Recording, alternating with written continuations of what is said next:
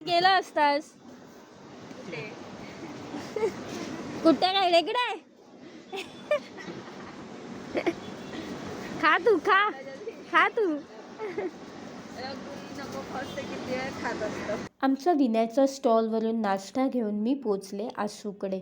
चाय butter खाऊन आशू आणि मी निघालो आमच्या कामासाठी. थंडी आता पूर्णपणे गेली आहे आणि उन्हाळा चालू झाला आहे हे आज मात्र मला चांगलंच जाणवलं. कधी रोड साईडला कॅट दिसली ना तर त्यांना लाड केल्याशिवाय मला अजिबात राहत नाही. सगळी कामं झाल्यावर आशू आणि मी डॉलीला घेऊन गेलो क्लिनिकला. सगळे डॉग्स एकमेकांवर भुंकत होते आणि डॉली मात्र शांत बसून बघत होती, कारण डॉलीचा रुबाब हा फक्त तिच्या घरीच चालतो. बऱ्याच महिन्यांनी वोडाफोन डॉगसुद्धा आज मला बघायला मिळाला.